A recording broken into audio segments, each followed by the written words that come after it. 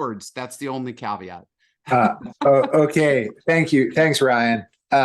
This is great. Thank you, Irrational Labs, for hosting me. I have been a friend, ally, advocate, an admirer of Irrational Labs for a long time, and I'm grateful for this chance. So I'm going to be showing. I want to confirm before you disappear, Ryan. You can see the slide in the view you're supposed to, and you can hear me clearly. Yes, absolutely. And everybody else, chime in the chat, please. We can practice our chatting skills. Thumbs up emojis. We dig it. All right. But I'm good. Yeah. Great. Okay. So I'm going to talk about a book that Jessica Lasky-Fink and I just came out last week called Writing for Busy Readers. The background is, I guess I used to be a political pollster before going to grad school, and got basically in the science of behavior change across the Harvard Econ, Psychology, Political Science house at the business school. And then I started a research institute in DC called the Analyst Institute, where we worked on using behavioral science insights and data science to come up with the best ways to communicate with voters for persuasion, fundraising, volunteer recruitment, get out the vote. From 2008 onward, it's now the hub on the left of data science and behavioral science. And it's all about communicating with busy voters.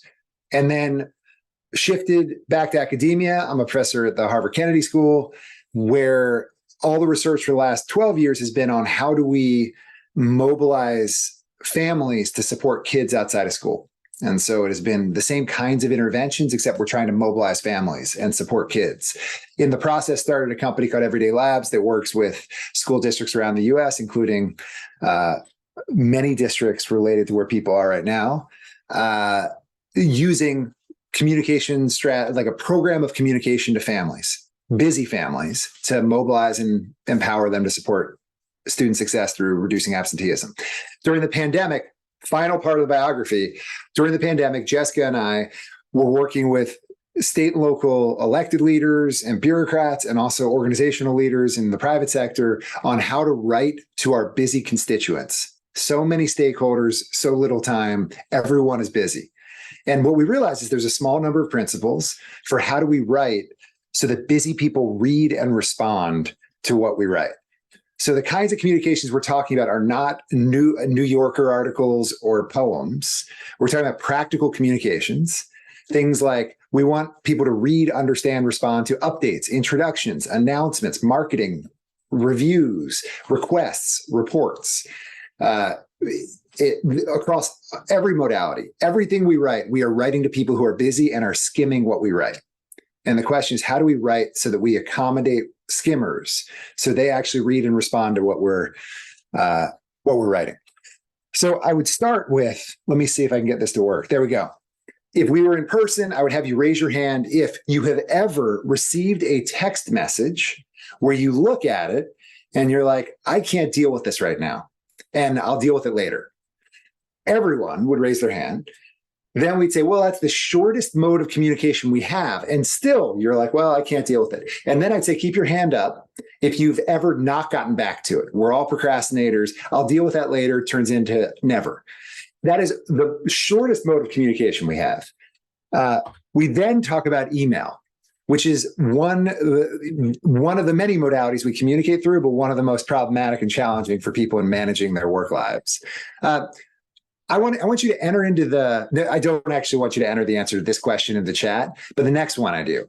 If we were all in person, I would ask, how many emails or documents are in your inbox right now awaiting you to respond, but that you previously said, I'll deal with this later. I know it's in there. I looked at it. I can't deal with it now. I'll deal with it later. People would throw out numbers. 20% of you, having done this a lot, 20% of you would say 0. We would say, good for you. We'd mock you. We'd ask why you're lying. But the rest of us, the number is more than 0. The number is often very high of how many things we looked at. We said, I can't deal with this now. I'll deal with it later. So what I want you to enter in the chat is, what are the attributes of these messages that you look at them, you didn't read them, you didn't deal with them, but you look at them like, I can't deal with this now. And so enter in the chat, what are some of these attributes? Other than the sender the subject line, or some like statement of urgency. So I see something that needs a prepared or effortful response. If it's too long, I need research to think there's friction in getting it done. These are great. So there's work that needs to be done. A lot of work to make sense of it. It needs concentration. It's like, it may be that it's an easy response. It's easy to make sense of, or excuse me, it's just an FYI and it doesn't require a response, but I need to concentrate to figure out what it's about. I look at it and I perceive that it's not valuable. These are awesome. A wall of text. Okay. So the responses you guys had, exactly like the responses people typically have, which is something like, I read the ones I can probably delete or deal with. Ryan, I'm not sure Yeah, I'm going to try and find out who that is. But okay, please, turn off your mics if you're joining us today. Great. So I read the ones I can probably delete or deal with quickly. So I quickly review and leave complex and extensive responses for last. What I love about this, and this is true of a lot of the comments that you all said, is that you have to make an inference about how complex the response is before you even have read it, which is often we're not right on this. We look at it, we're like, well, this seems complicated. And then I postpone it. And then I look at it sometimes, oh, it would have been easy if only I had known that. Prioritize by importance or length. Again, now for importance, we make an inference without actually having read it, whether this is important or not. Longer ones stay in the inbox longest, just like you guys. Scan everything. Check the simple and quick messages first, read the long, complicated ones last. Again, a lot of this requires, other than just the visual of whether it's long, requires some inference where it's like, how difficult is this going to be to deal with? Okay. Our goal in writing this and in talking about how do we help writers achieve their goals to busy readers. The TLDR version is everyone is skimming everything we send, and everyone's goal is to move on as quickly as possible.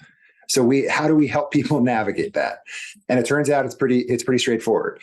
Our goal is to help writers achieve their goals.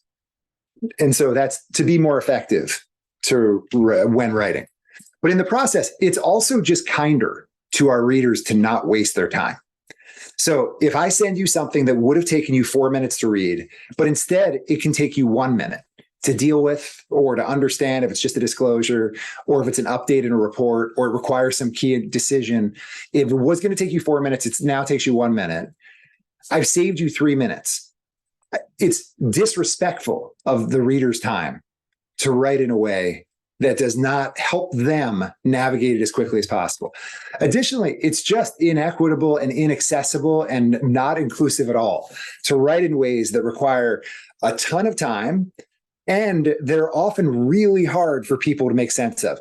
Here's a factoid, which is that the median US adult reads at around the 9th grade reading level, 50th percentile.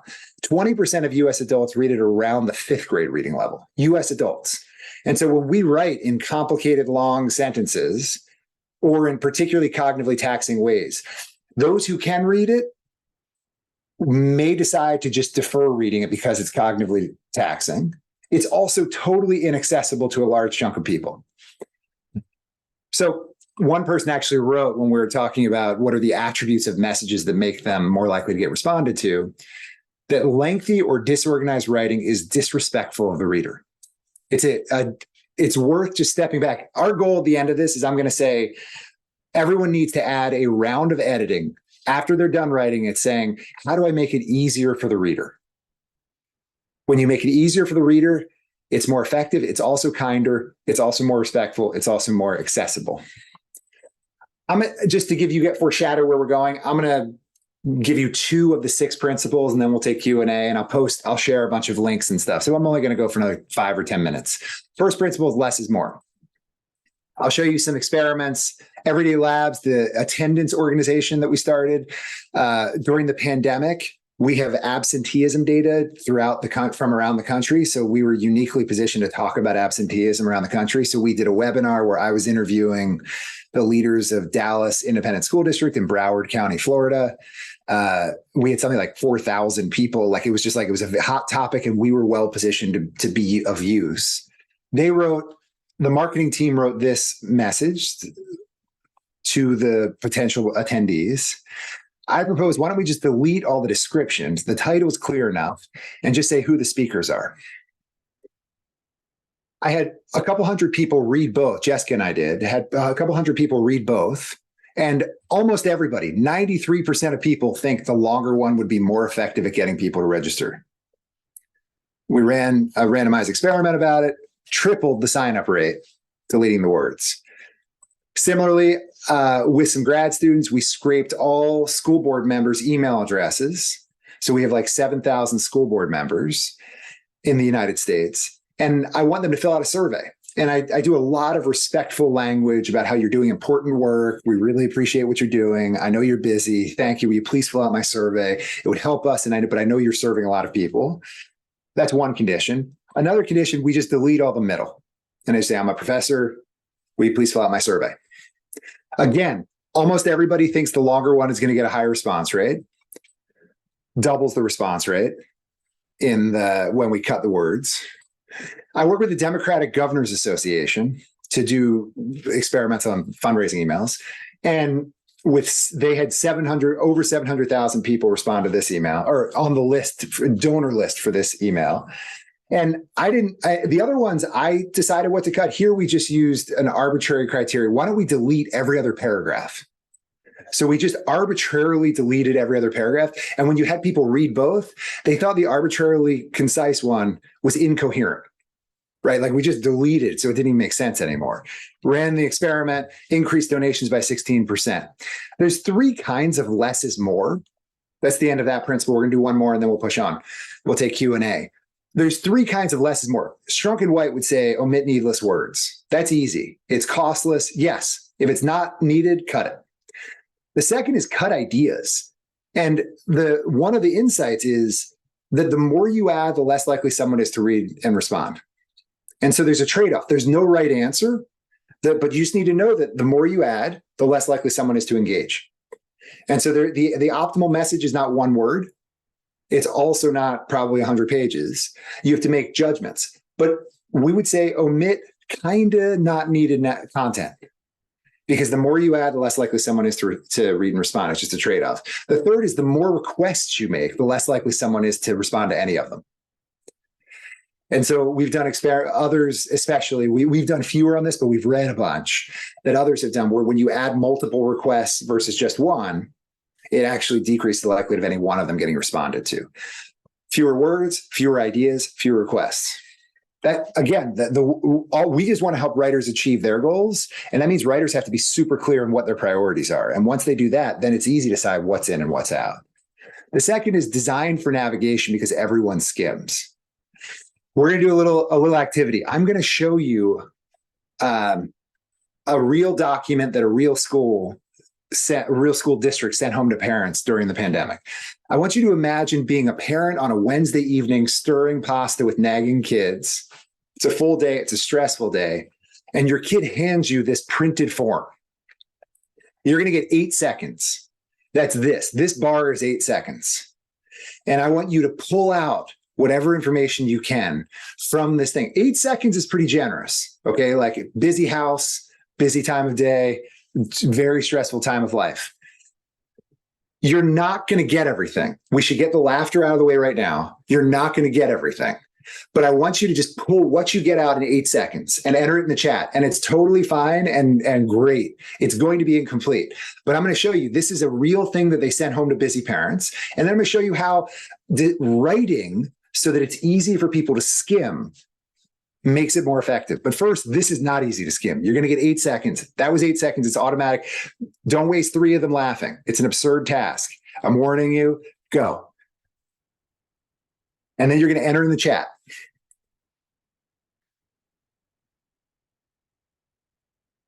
Okay.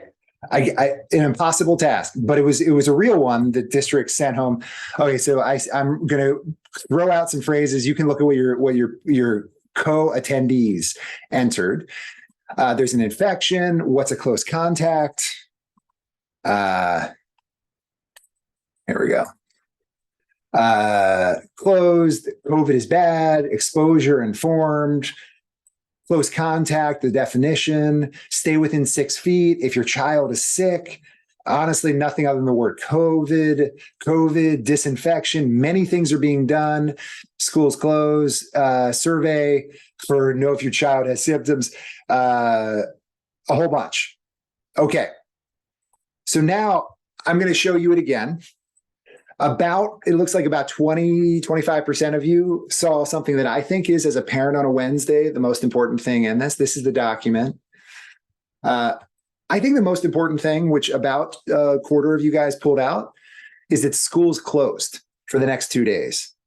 So in this whole document, the most important thing for a parent, because this is a physical copy that was handed home on a Wednesday and handed to a parent, is school's closed tomorrow for the next 2 days for the rest of the week. So talking to the lawyers in the district, we're not allowed to rewrite this. We're not allowed to edit the actual content. The lawyers have decided that all these details are necessary. But what we can do is we can restructure it. And so what we do is if we're writing so it's easy to skim, we edit it like this. And we add structure to it. First, the key information is the U.S. Army has this notion of this regulation called BLUF, bottom line up front. It doesn't work in all contexts, but here, and we can be happy to talk about it in the Q&A.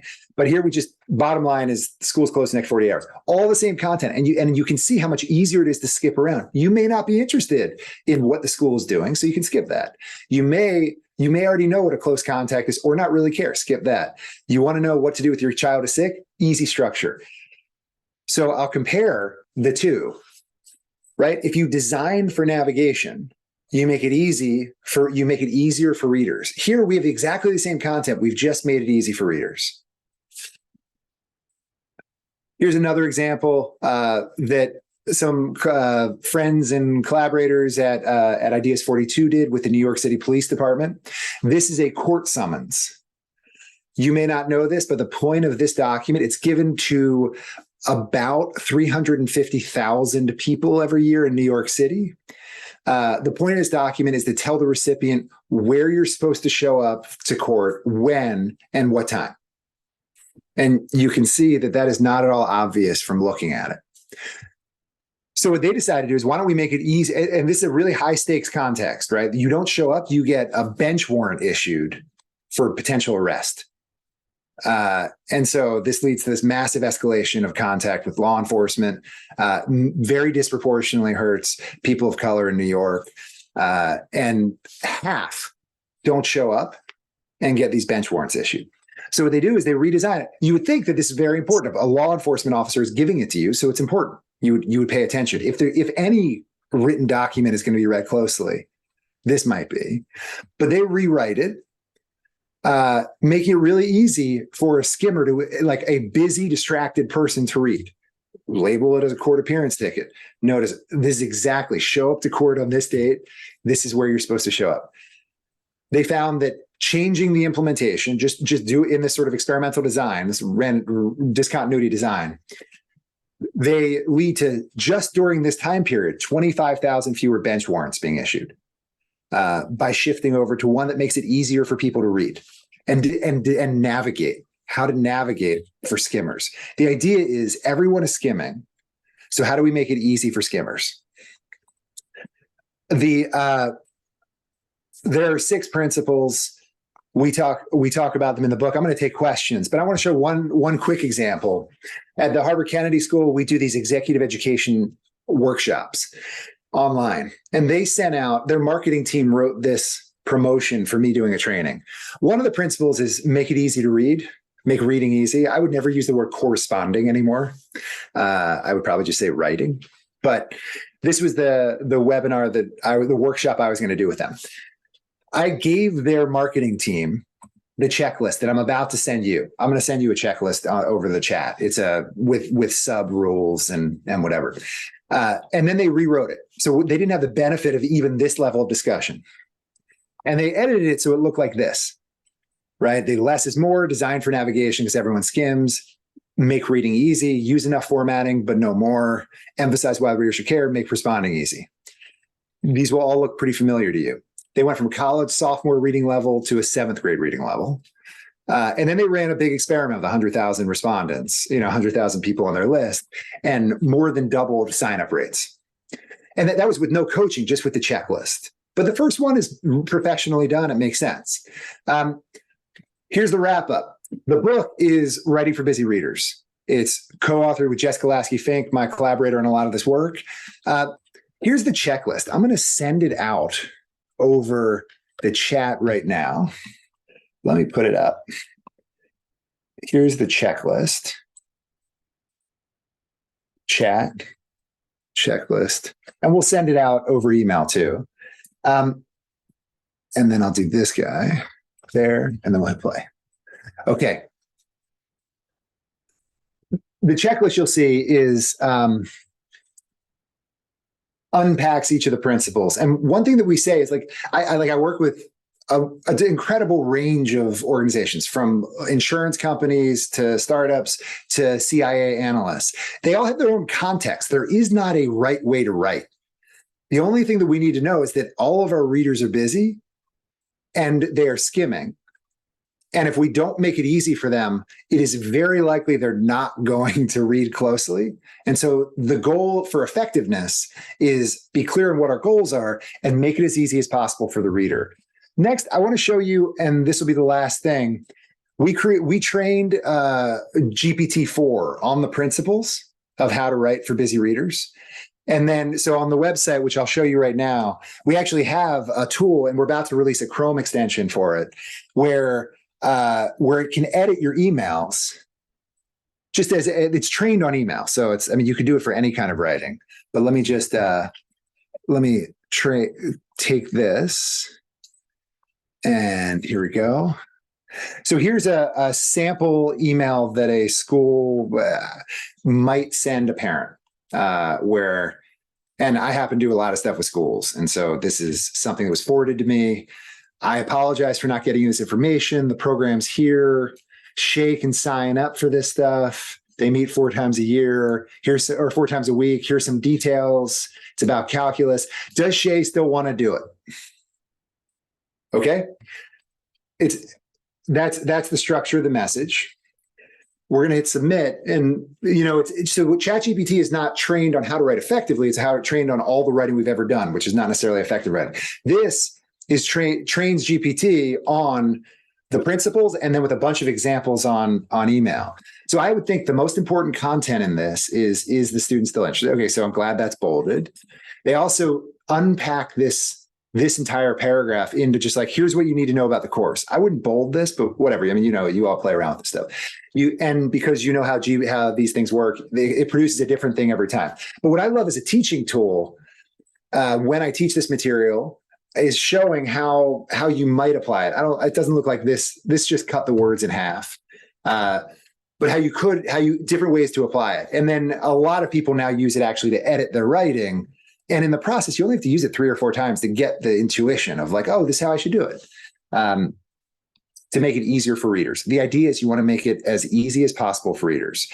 So I'm going to take questions. I'll send this link out. But the TLDR version of all this work is that we need to edit so that we make it so that we ask ourselves, how do I make it easier for the reader? So in addition to writing well, it's not the same thing as writing effectively. In addition to writing well, how do I make it easier for the reader? And the checklist is the principles, and then you have to figure out how to apply them in your context. But when we make it easier for the reader rewards us by being more likely to read, understand, and respond. It's also kinder and more accessible. So with that, Irrational Labs, thank you for inviting all these folks to learn about this work. I would love to take questions, and I guess the way I'll do it is I'll moderate it. Yeah, so thank you so much, Todd. If we could briefly get a virtual or real round of applause for Todd. Thank you so much for sharing all those insights this morning with great brevity. And all of you that have questions, please drop them in the chat. We'd like to continue the conversation live here, and Todd's just going to pick them up as they come in. And in the meantime, Todd, I'll put your TED Talk up in there in a hot second once we get our first brilliant question, because that is great fun. You mean the one from the one on intention action?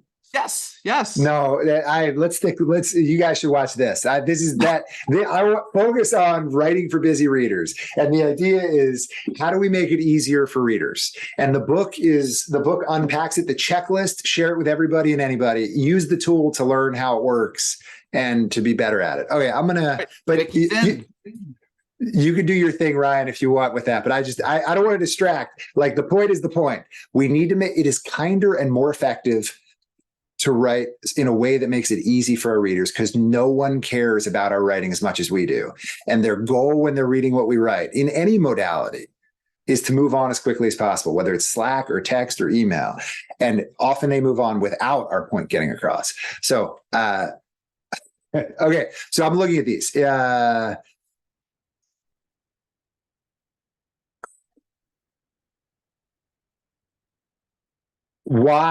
How to balance this context with less is more. So less is more is one of these 6 principles, not the only one. It's just I decided, instead of doing instead of compressing an hour-long thing and doing all of them, we'll just do 2. This is where you have to make judgment calls. There is no shortcut, and it depends on context. It depends on modality. It depends on norms. The question was, well, how do I often the reason my writing, whether it's an email or a report, is long is because there's a lot of context and explanation of why. So first, we can always write more concisely without losing content, but there's a certain point at which compression will actually lose information. And at that point, it's about judgment. And you have to know your context, but you can also, maybe you can't cut it anymore, but you can make it easier to read. I was working with a CIA analyst who was working on assessments, and they do intelligence assessments on a lot of things. And the norm is 70 pages or more. And he's like, well, if I write less than 70 pages, people will think I did not do my job. And so it's got to be 70 pages. It can still be easy to navigate. It can still be easy to read. It can still, if there's an action needed, it can be unambiguously clear to a skimmer instantly. There's the other principles. You can still do those things, but they're within constraints. You know your constraints. I also want to say 2 quick other parts to this. One, bottom line up front, I love in the U.S. Army. But what I love about it is, so a general writing to an enlisted person, bottom line up front. But what's really powerful and useful and kind and effective is that it's also an enlisted person, the lowest person in the hierarchy, communicating to a general, bottom line up front. It gets rid of the ambiguity about how a lower status person is supposed to communicate up, because the burden unfairly falls doubly on lower status people, in that they are both read differently. So if I write one way, if a general writes one way and an enlisted person writes one way, to an outside audience, if they have bottom line up front, it could be read as too direct or too aggressive to be writing like first sentence. I need you to let me know how many of these we should order, and then all the context. And there's been a lot of research on the way people write at different gender, race, and social status, that higher status people write short and direct, lower status people write long and indirect. So there's this burden, if you don't write that way as a lower status person, that you get evaluated more harshly. Additionally, you're less likely to be read because the people you're sending to are busy. And so within the US Army, setting this bluff as the organizational norm makes it more effective, and it also disproportionately protects the people who are disproportionately pay a price for the way communications get read. That is a long way of saying we want to be as concise as we can. It's one of many principles. The goal is to make it as easy as possible for the reader, and context. So someone asks, are the principles universal when writing in Spanish or Latin America? Everyone is busy and everyone is skimming across any language. Like, we've got studies in Hebrew and studies in Spanish. The principles are not overly specified, right? They are make reading easy, meaning shorter words, common words, shorter sentences. The idea there is that it's less cognitively taxing and it's more accessible. What we know is that people are less likely to keep reading if it's cognitively taxing. And especially when they're busy. This is true across cultures. How you apply that, like, your organizational or native language context. But the big picture is the easier we make it for our readers across all contexts, the more likely they are to read and respond, and the more effective we'll be. You'll have to balance that across other things. Like maybe you want to signal that you're an expert in this field, and so you'll use more jargon. Like, that's fine. The context. But sometimes adding jargon sufficiently like signals it, and you don't need to keep doing it. Sometimes you feel like you might. There's not a universal. The only thing that's universal is the easier we make it for them, the more likely they are to read and respond, the kinder it is to them. And so you may have other goals. We were working with an organization that was sending tens of thousands of text messages to their customers. And we did a test where it was 3 sentences. Middle sentence was, "Thank you for sticking with us. We know that the pandemic or this time period has been hard." And then it was, "Please respond in this way." And the other condition, we deleted that sentence. Everybody thought the empathetic message would be more effective. It was less effective at getting a response. 3 sentences was worse than 2. But the organization decided to keep the 3 message text because its goal was, it had multiple goals. And one of the goals was to rebuild, repair, and retain these relationships. It was not just this quick response by text. And so their goal was not just getting this quick response. Their goal was, as they thought about it, was their superordinate goal was relationship repair. So that's some. Agnes asked about accessing the AI tool. I will send it out. Again, everyone is invited to use it freely and share it. It is, I think it is you. And next week we'll be releasing a Chrome extension, so you can do it when you write in your, in your browsers. What's cool is you can like highlight any text that either you wrote or someone else wrote, right click, and then it'll pop up a new window with the original and then the sort of written for skimming. So it's useful as a reader, but it also is useful to train us as writers. Why do you think our intuition leads us to believe more is better when we write? So it's a great question. The way we learn how to write is we learn how to write well. And that means at minimum, grammatically correct. But as we get better and further along, complete. Rarely have we been punished while being graded for writing too much. We have to meet a certain length. But completeness, correctness, and then there's a style where we get rewarded for, depending on how we were taught to write, writing like the people in this area write. None of those filters are, how do you make it easy for a skimmer to read the thing you're writing? And so more has rarely been officially in our learning considered a problem. It's also kind of a CYA thing where, and I think this audience will appreciate this. We often write, and if someone doesn't respond in time or doesn't fully understand it or whatever, but it was complete, it's their fault. It's all in there. We sent it to you. It was all in there. We're often like, oh, that's the reader's fault. But Jessica and I, in the book, basically take inspiration from Don Norman and user-centered design, where it's if someone interacts with in user-centered design, if someone interacts with your object and gives up without understanding how it works, it's the designer's fault. It's never the user's fault. And so our take on writing and reading is readers are as they are. And they're busy and they're skimming, but they are as they are. The burden is always on the writer.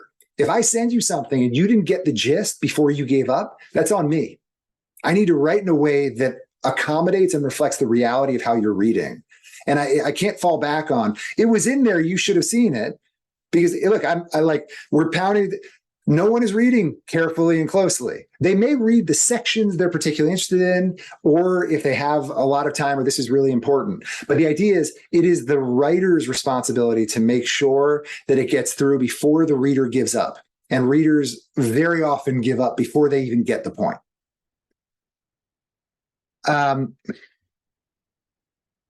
Great. There's a ton of good questions in here. Any more thoughts on how to apply these principles to presentations? For now, we just feel comfortable talking about the evidence that we have on writing with regards to presentations.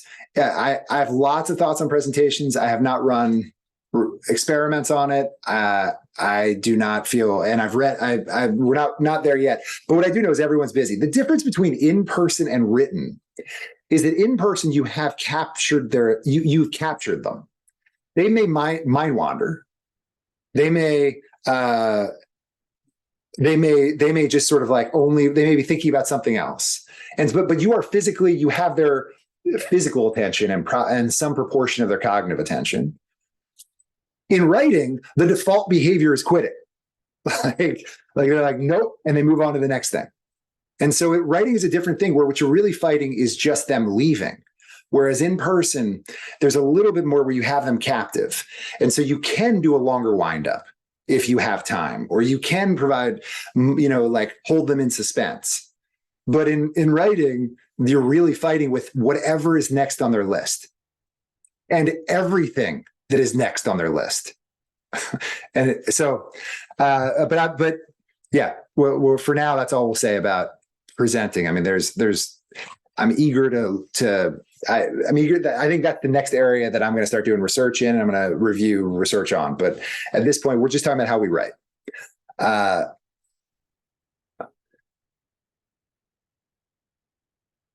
Making it easy for readers is make it easy. Let's talk about making reading easy, where I'll show an example here of one of my favorites. And Ryan, I think I'm going to ask you to moderate the questions because I'm losing the thread. Can do. But let me share. Thank you. Let me share a real sign in a real city here in North America. I'll read it for you. Persons shall remove all excrement from pets, and then something about pursuant to some laws. This sign, a real sign that a real city council approved and some lawyer wrote, accurately conveys to those of you who know what these words mean that if your pet poops and you don't remove it, you're going to get the law number 122-87 is going to, it can be enforced and you can pay a penalty. Think about the lived experience of people reading this sign. They have their pets, they're in the park, they see the sign. One version is they understand what all these words mean, including excrement. And they look at it, and if they're like me or most people, they're probably going to skip it. They're like, once you read the word persons, you're like, I'm good. Okay. And then you push on. The other group of people don't know what all these words mean. So it's already totally inaccessible. This won the not quite prestigious prize called the WTF Award from the Plain Writing Network, which of course stands for Words That Fail. And Jessica and I proposed, actually, go ahead, enter in the chat. How might you rewrite this so that it is easier to understand? I'll show you how Jessica and I did it.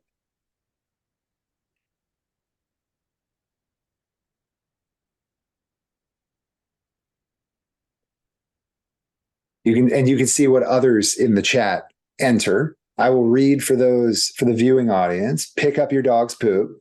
Your mom doesn't work here. Pick up after your pet. It's a lot of words, but noted. Don't leave poop behind. Poop and scoop.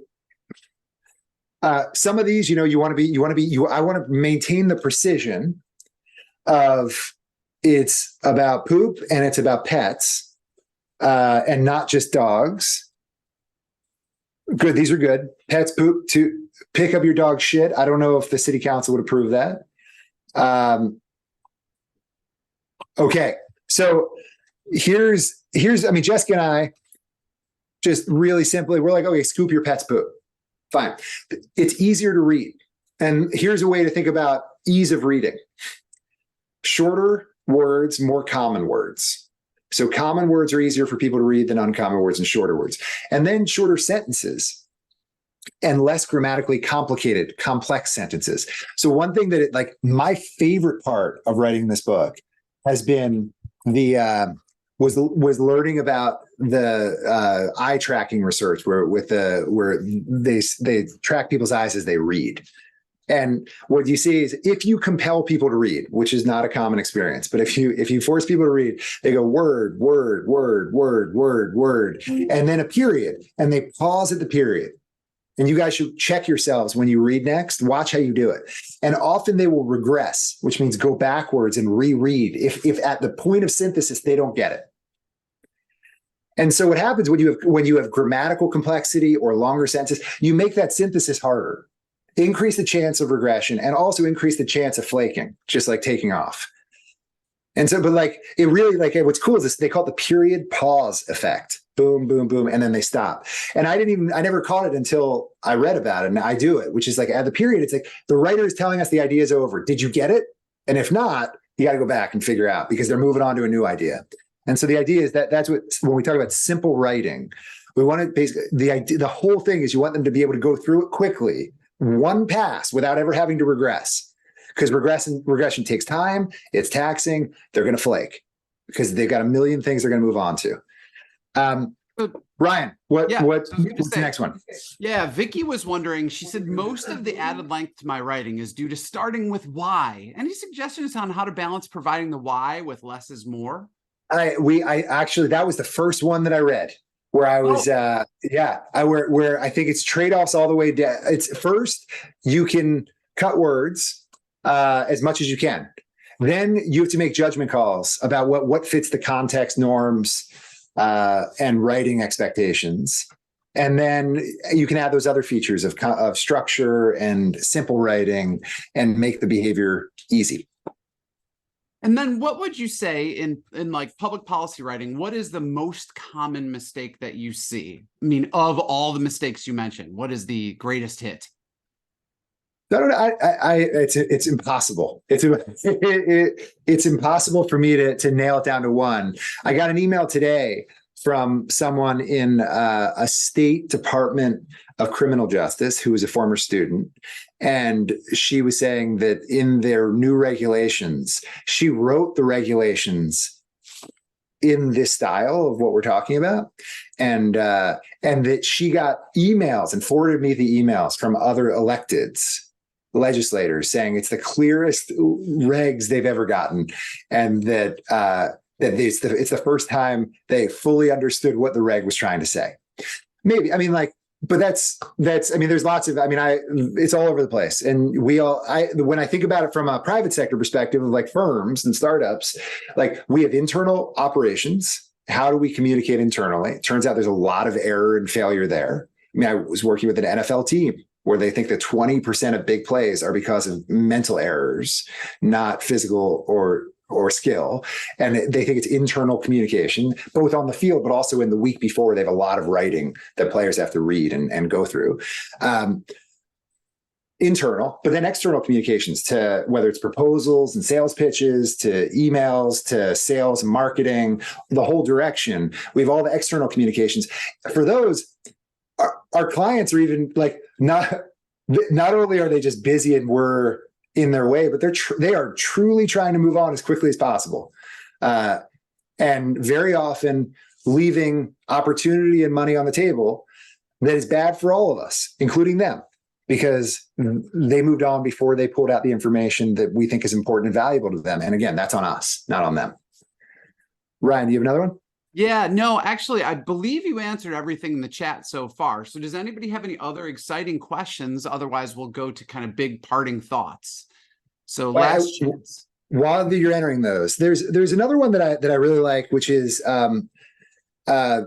make responding easy.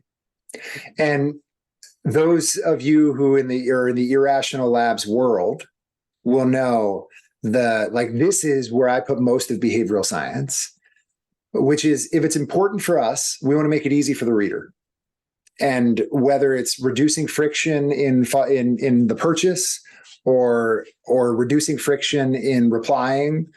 One of the examples that we often talk about is these just insane email threads about, let's schedule a meeting for the 6 of us. And then it's like, oh, of the times that Ryan offered, I can do the 2nd and 3rd. And then Avi responds, well, I can only do the 2nd one that Todd listed. And I can do Ryan's 4th. And then by the time you go through it, you're like navigating, you're like, okay, so which one was, if it really was important to the responder that we get this thing locked down, you actually you go through it and simplify it for them. These are the 2 that work for us, for the 3 of us. Does it work for you, the last person on the thing, Kristen? Does it work for you? Like the idea is just, if it's important for us, we want to make it easy for them. And it's as high level as simplifying purchase processes and the process of doing something, reducing friction, or pre-populating things, or even as micro as making sure that when the skimmer is skimming your text, it ends with the question. We've actually done experiments where you pull the question out and stack it underneath the text above, and people are more likely to respond. Because in a text that's 7 lines of text, or you have to click to open up and it's more text, it gets lost. And sometimes the question is buried. And so if the question is really the thing, you want to make sure it's visually separated, and makes it easier for them when they're skimming. Awesome. Well, Judy has a funny question, if you will. She said, thoughts on using humor in writing and how to do it effectively. Yes. It turns so a very fun study that Nick Epley ran, where he asked people to come in one condition and say, okay, write something sarcastic, and we'll email it to a person in another room. And so people come in and write, and then what do you think the probability is that the person in the other room is going to get your sarcasm? And it's 95%. Of course, it is completely clear to me that I'm obviously joking. And then it ends up being no better than chance. People don't get your sarcasm. Let's just people don't get our humor, period. And so we need to be unambiguous. I think, just especially when they're skimming and the risks are high. Humor is great if they get it. I add a smiley face or a JK when I'm joking, even when I think it should be totally obvious. The problem is that it has now become, even emojis are interpreted differently by different people. And so the Wall Street Journal has run this series of surveys that I think are amazing, showing that when someone my age puts a smiley face or a thumbs up, I think we're being earnest. That makes us happy, and thumbs up. That's great. A young person thinks we're being sarcastic. They think thumbs up is sarcasm. And so we'll get there. I mean, we're basically going from hieroglyphics to eventual clear language with emojis. But all of it is, we need to know what our goals are, know that the reader is busy, know the context and expectations of the reader, and then make sure, do our best to try to accommodate. Humor is great when people know you're joking. On 2 interesting questions are coming up, but the first one you alluded to a little bit with Bluff, but how do you manage the power differential, as in making your writing more elaborate when you're lower in the hierarchy? It's unfair that people of color, women, and lower status people in lots of dimensions get read differently than higher status people, or men, people presenting as white, and whatever the other sort of status dimensions are. And we as readers can be aware of making sure we're reading people similarly. But I mean, you see these experiments both in resumes studies where people with Black names are less likely to get responses. You see this with state legislators. If you have a Black name and it's a white state legislator asking about voter registration, you're less likely to get a response. Lots of these studies. One, we as readers can be better. 2, your context, and our goal is to help writers achieve their goals. And so not everyone will write the same message in the same way. But the way that we need to write, if we're trying to achieve our goal, is try and make it as easy as possible for the reader. And that what that means is different for different contexts, different people, different readers, different writers. And those constraints, like, we are very clear and careful not to over specify what we think the right way to do any of it is, because the context matters so much. But being aware of it, and then still within, like, trying to use the tools to less is more, design for navigation, make reading easy, make responding easy, use formatting. We didn't talk about formatting. One of the cool things that we've learned across a bunch of studies is that people think bold, highlight, and underline is the writer's most important content. And so that means that when they're skimming, they jump to that, and it's really potent at getting that information to the reader. At the same time, it also licenses them not to read anything else. And so we've got all these experiments where they go to that and they skip everything else. So there's just trade-offs. We need to use it judiciously, use formatting judiciously, but also write in a way that's easy to read. So don't use words like judiciously, but so right. You use formatting sparingly. And on that note, I love this question because of the specificity. So it's first very general, like, what would you advise for making the most effective comments for public comment submissions? Like if you were writing something to the Bureau of Land Management on their website. I mean, I think it's an interesting use case, right? So I'm not that familiar with the comments process, so I don't know. And I do know that I assume that there are expectations among the readers of those comments about what they're supposed to look like. And so we wrote a book, and part of it was saying write shorter messages, and we wrote a whole long book about it. So like one might say, why write a long book to get people to write shorter emails? Part of it is when people look at a book, they expect it to look like a book, right? A book has to look like a book. And so it couldn't have been a one-pager, but we did send out the one-pager, use the one-pager. And Ryan, if you could re-ping that and the AI tool and a link to the webpage for the book, that would be great. But so I don't know, but you've got to look like they want it to look and they expect it to look. And so it may not be a 2-sentence comment, but it may be helpful to make it easy, knowing that if they are in fact reading it, which from what I understand, it's a requirement, they all do get read, then you want to make sure that the key information is not lost. You might want to use formatting. You might want to make sure that it's easy to skim. You might want to add structure, whatever it is. You presumably have some key point. You want to make sure that doesn't get lost to a skimmer. It's got to be the case that a busy bureaucrat reading hundreds or thousands of comments is skimming. But I know some of them are former students of mine. They take it very seriously. They talk about it, but I don't really know what these comments are supposed to look like. No, that's an excellent answer. And, I want to wrap with this. Ahmad had asked, how could I encourage my company to foster this culture of written communication? And Kristen answered the question, like, get this book, use this PDF, and check out this AI tool. So, Todd, thank you so much for bringing your insight and expertise to us today. Everybody, drop some cool emojis that we'll all interpret as a round of applause no matter what you put, because we've decreed that all emojis mean you're happy. But Todd, thank you so much for your time. And we hope to see you again in another Rational Labs event in the future. Thank you. Yeah, the TLDR version is we should edit through the lens of how do we make it easier for the readers. It's more effective and it's kinder across modalities. Thank you for having me. I'm a big fan of IL, and Ryan, thanks for hosting it. And Kristen, thanks for inviting me. Take care, Todd. Bye.